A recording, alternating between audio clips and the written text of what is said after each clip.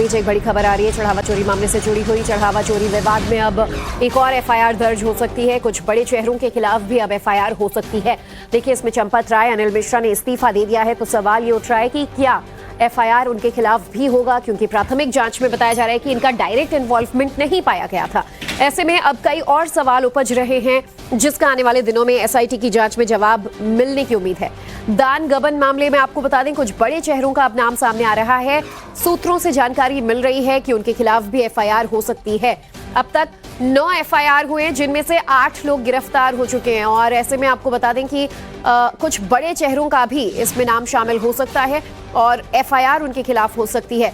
जब ये 9 बड़े एफआईआर हुए तो सियासत शुरू हो गई कि जो बड़ी मछलियां हैं उन्हें बचाया जा रहा है, छोटे लोगों के खिलाफ ही सिर्फ केस दर्ज कर मामले को रफा दफा किया जा रहा है। सरकार की जांच पर सवाल उठने लगे थे, लेकिन अब बड़ी खबर ये भी आ रही है कि कुछ बड़े चेहरों के खिलाफ भी एफआईआर हो सकती है। और कौन है ये बड़े चेहरे, कौन है ये बड़ा नाम, जानने के लिए रुक कर लेते हैं। विनोद हमारे साथ जुड़ चुके हैं। विनोद, जो खबर आ रही है कि अब तक की हुई एफआईआर के अलावा कुछ और एफआईआर हो सकती है जिसमें कुछ बड़े लोगों का नाम शामिल हो सकता है, क्या हिंट मिल रहा है? देखिए, अब से ठीक 5 से 5.5 घंटे बाद 11 बज रहे हैं और 4:30 बजे जो है एक नई एफआईआर दर्ज होने वाली है। पहली बार हम ये खबर टाइम्स का बता रहे हैं कि जिस तरीके से लगातार सवाल उठ रहे थे कि आखिर सरकार ऐसे मामलों में क्या छोटे मछलियों पर कार्रवाई होगी, तो अब कहा जा रहा है कि एक नई एफआईआर जो है और इस पूरे मामले में दर्ज होगी। पहली एफआईआर जो ट्रस्ट की तरफ से दर्ज कराई गई थी, उसमें 8 लोगों के खिलाफ नामजद एफआईआर था।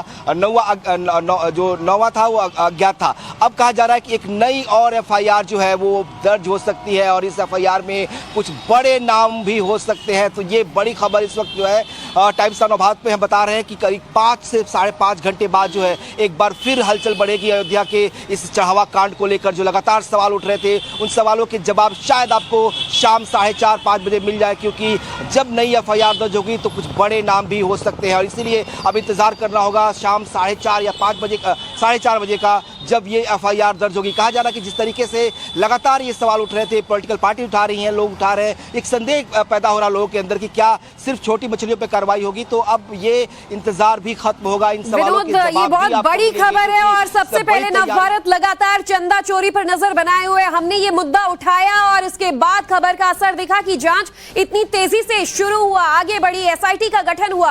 अब आज 4-4:30 बजे तक विनोद बता रहे हैं कि कुछ बड़े नामों के खिलाफ एफआईआर होगा और तब पूरी तस्वीर साफ हो जाएगी। विनोद, जो सूत्रों से जानकारी मिल रही है, क्या कुछ पता चल पाया है कि बड़े नाम कौन हो सकते हैं? कि ये ट्रस्ट से जुड़े होंगे या बैंक से जुड़े लोग होंगे? चंपत राय, अनिल मिश्रा ने कल इस्तीफा दिया है, ये भी कुछ बड़े नाम हैं। क्या इनको लेकर भी कोई सुगबुगाहट है? देखिए, इसके थोड़ा सा हमें इंतजार जरूर करना होगा, क्योंकि बिना वेरिफिकेशन के, बिना किसी ऑथेंटिक जानकारी के उन नामों का खुलासा करना अभी ठीक नहीं होगा। लेकिन उन नामों की जानकारी जरूर है, लेकिन अभी ऑफिशियली उसको जब तक कंफर्म न हो जाए या जब तक एफआईआर की तहरीर थाने तक न पहुंच जाए, तब तक खुलासा करना ठीक नहीं होगा, क्योंकि एक कानूनी प्रक्रिया है जिसमें नामों का जिसमें एफआईआर दर्ज होगी। तो इसलिए थोड़ा इंतजार करना होगा। लेकिन जो खबरें लगातार आ रही थी, जिसे कहा जा रहा है कि चंपत राय और अनिल मिश्रा ने इस्तीफा दिया, हालांकि उसको लेकर कंफ्यूजन अभी बरकरार है। लगातार बीएसपी के लोग कह रहे हैं कि उनको इस बारे में जानकारी नहीं है। चंपत राय और अनिल मिश्रा सामने आकर इस बात को ना तो एक्सेप्ट कर रहे हैं ना डिनाइल कर रहे हैं। तो ऐसे में ये कंफ्यूजन की फेज में अभी है, इसलिए थोड़ा जल्दबाजी होगा कहता ना कि आखिर। बिल्कुल, और ये जिम्मेदार पत्रकारिता है विनोद। जब नाम कंफर्म हो जाएंगे तो हम अपने दर्शकों को भी बताएंगे। हालांकि अभी जानकारी है, हालांकि उस पर मुहर नहीं लगी है, इसीलिए कुछ वक्त का और इंतजार करना होगा। बने रहेगा विनोद। इस बीच एक और बड़ी खबर आ रही है, दर्शकों को बता देते हैं। राम मंदिर ट्रस्ट में भी अब बड़ा बदलाव हो सकता है। ट्रस्ट से कुछ लोगों को हटाया जा सकता है। सीईओ की नियुक्ति भी सरकार द्वारा की जा सकती है। चढ़ावा चोरी मामला सामने आने के बाद अब ट्रस्ट में बड़े बदलाव की गुंजाइश है। विनोद हमारे साथ लगातार बने हुए हैं। विनोद, ट्रस्ट का चेहरा, रूपरेखा बदला जाएगा क्या? कुछ बदलाव मुमकिन है? और अगर सीईओ की बात कही जा रही है, लगता है कोई अब सरकारी अधिकारी ऑफिशियली ट्रस्ट में शामिल हो सकते हैं? अब बिल्कुल, देखिए, जो जानकारी हमारे पास है उसके मुताबिक ये माना जा रहा है कि ट्रस्ट में नए बदलाव होंगे, क्योंकि जिस तरीके से ट्रस्ट से लोगों का ट्रस्ट खत्म हुआ है, उसको कायम करने के लिए जरूरी है कि एक्शन भी बड़ा हो और चीजें बदलाव दिखाई दे। तो इसलिए आज से कुछ बड़े बदलाव होंगे। कहा जा रहा है कि जिस तरह के बाकी बड़े मंदिरों में व्यवस्थाएं हैं डोनेशन काउंटिंग की, उसकी जो एसओपीज है उसको फॉलो किया जाएगा। कुछ इसी तरह के एसओपीज, कुछ इसी तरह के नियम कानून जो है वो अयोध्या के राम मंदिर ट्रस्ट के जो एसओपीज है उसमें लाए जाएंगे। ट्रस्ट में कुछ बदलाव होंगे, कुछ चेहरों को हटाया जाएगा, कुछ नए चेहरों को भी शामिल किया जा सकता है। सरकारी अधिकारी की भी इसमें सचिव के तौर पर एक नियुक्ति की बात भी कही जा रही है। कहा जा रहा है कि एक सरकारी अधिकारी की नियुक्ति होगी जो पूरे मामले को मॉनिटर करेगा। और जिस तरह से यूपी के ही काशी विश्वनाथ में एक सचिव की नियुक्ति हुई है, वैसे ही नियुक्ति यहाँ भी हो सकती है। तो इसकी भी संभावना है। हालांकि ये एक कानूनी प्रक्रिया है जिसमें थोड़ा वक्त लग सकता है, क्योंकि जो गठन हुआ था ट्रस्ट का वो केंद्र सरकार की तरफ से किया गया था। तो ऐसे में जो बदलाव होगा वो भी केंद्र सरकार की तरफ से होगा। अभी जो सारे अधिकार है वो ट्रस्ट के अध्यक्ष के पास है। तो ऐसे में अब ट्रस्ट के अध्यक्ष को ये निर्णय लेना होगा कि वो क्या इसमें कुछ बदलाव करना चाहते हैं। अगर वो बदलाव करना चाहेंगे तो इसके लिए उन्हें केंद्र सरकार को लिखना होगा, जिसमें केंद्र सरकार अपने नियमों में बदलाव करेगी और दोबारा से नए ट्रस्ट का गठन किया जाएगा। तो ये प्रोसेस है, कानूनी प्रक्रिया है। इसके लिए थोड़ा सा हमें इंतजार करना होगा। लेकिन अभी जो पहलू है, जिस तरह की जानकारियां सामने आ रही हैं, उसमें ये माना जा रहा है कि कुछ आमूलचूल परिवर्तन होंगे, क्योंकि जो जिस तरह के दाग लगे हैं, जिस तरह के बोल्ट है अभी ट्रस्ट को लेकर, उस संदेह को हटाना जरूरी है। लोगों में वो विश्वास दोबारा से कायम करना जरूरी है। करोड़ों भक्त हैं जिनकी आस्था को ठेस पहुंची है, तो उन भक्तों में एक बार दोबारा विश्वास हो राम मंदिर के लिए। ये जरूरी है कि हम ऐसा कुछ करें जिससे कि एक मैसेजिंग जाए कि हमने सख्त कार्रवाई की और कोई भी किसी की बचेगा नहीं। आपको याद होगा कि सीएम लगातार ये कह रहे हैं, लगातार कह रहे हैं, 2 बार कह चुके हैं, बड़े मंच से कह चुके हैं कि कोई भी बचेगा नहीं, चाहे कोई किसी भी पद पर क्यों ना हो।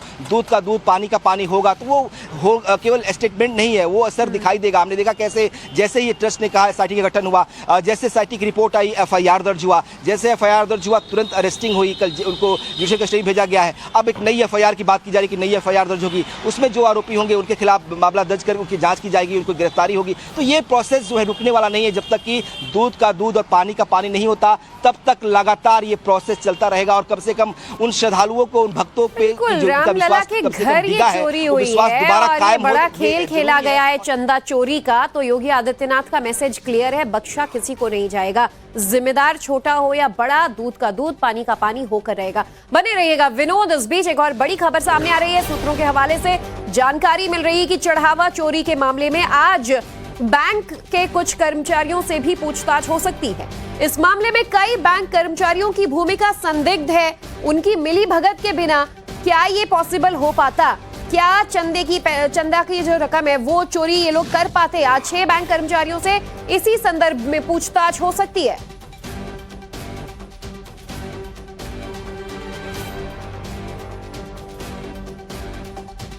इस बीच एक बड़ी खबर आ रही है। चढ़ावा चोरी मामले से जुड़ी हुई चढ़ावा चोरी विवाद में अब एक और एफआईआर दर्ज हो सकती है। कुछ बड़े चेहरों के खिलाफ भी अब एफआईआर हो सकती है। देखिए, इसमें चंपत राय, अनिल मिश्रा ने इस्तीफा दे दिया है। तो सवाल ये उठ रहा है कि क्या एफआईआर उनके खिलाफ भी होगा, क्योंकि प्राथमिक जांच में बताया जा रहा है कि इनका डायरेक्ट इन्वॉल्वमेंट नहीं पाया गया था। ऐसे में अब कई और सवाल उपज रहे हैं, जिसका आने वाले दिनों में एसआईटी की जांच में जवाब मिलने की उम्मीद है।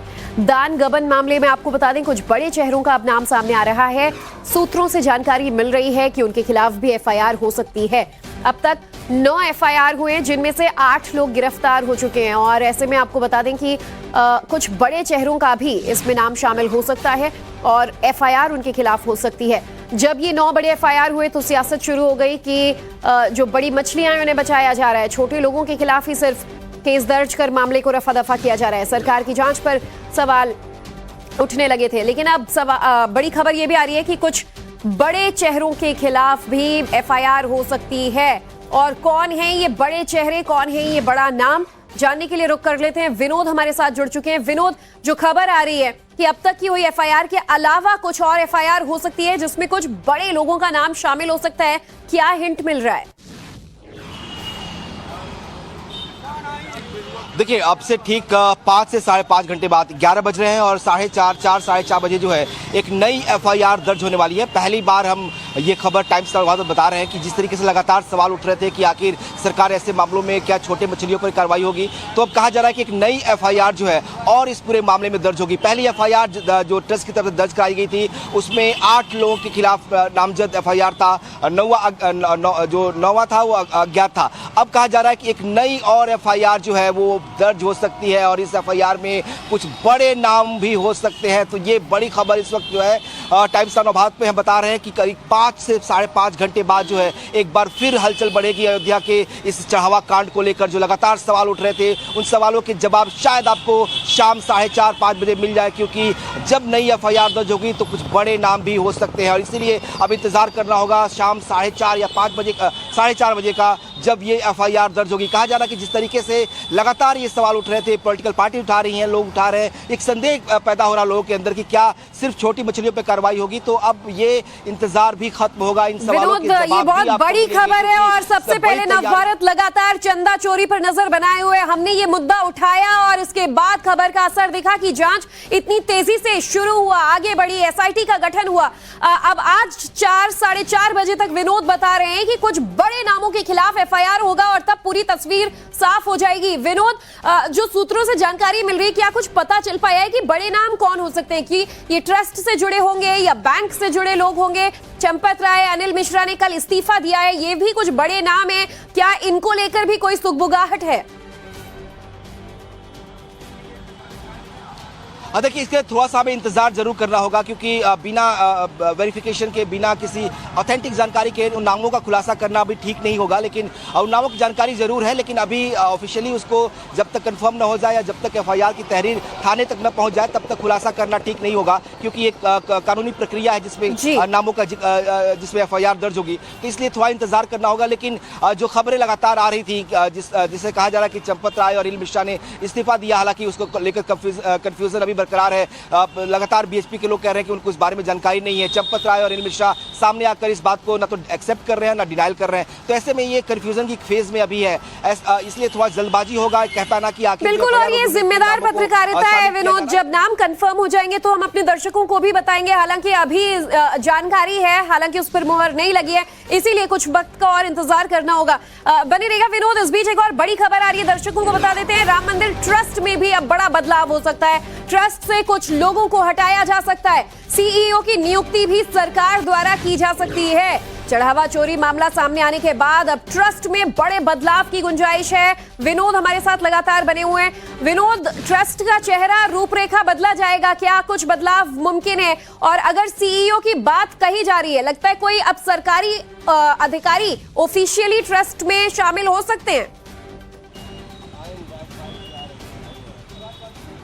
अब बिल्कुल, देखिए, जो जानकारी हमारे पास है उसके मुताबिक ये माना जा रहा है कि ट्रस्ट में नए बदलाव होंगे, क्योंकि जिस तरीके से ट्रस्ट से लोगों का ट्रस्ट खत्म हुआ है, उसको कायम करने के लिए जरूरी है कि एक्शन भी बड़ा हो और चीजें बदलाव दिखाई दे। तो इसलिए आज से कुछ बड़े बदलाव होंगे। कहा जा रहा है कि जिस तरह के बाकी बड़े मंदिरों में व्यवस्थाएं हैं डोनेशन काउंटिंग की, उसकी जो एसओपीज हैं उसको फॉलो किया जाएगा। कुछ इसी तरह की एसओपीज, कुछ तरह के नियम कानून जो है वो अयोध्या के राम मंदिर ट्रस्ट के जो एसओपीज है उसमें लाए जाएंगे। ट्रस्ट में कुछ बदलाव होंगे, कुछ चेहरों को हटाया जाएगा, कुछ नए चेहरों को भी शामिल किया जा सकता है। सरकारी अधिकारी की भी इसमें सचिव के तौर पर एक नियुक्ति की बात भी कही जा रही है। कहा जा रहा है कि एक सरकारी अधिकारी की नियुक्ति होगी जो पूरे मामले को मॉनिटर करेगा। और जिस तरह से यूपी के ही काशी विश्वनाथ में एक सचिव की नियुक्ति हुई है, वैसे ही नियुक्ति यहाँ भी हो सकती है। तो इसकी भी संभावना है। हालांकि एक कानूनी प्रक्रिया है जिसमें थोड़ा वक्त लग सकता है, क्योंकि जो गठन हुआ था ट्रस्ट का वो केंद्र सरकार की तरफ से किया गया था। तो ऐसे में जो बदलाव होगा वो भी केंद्र सरकार की तरफ से होगा।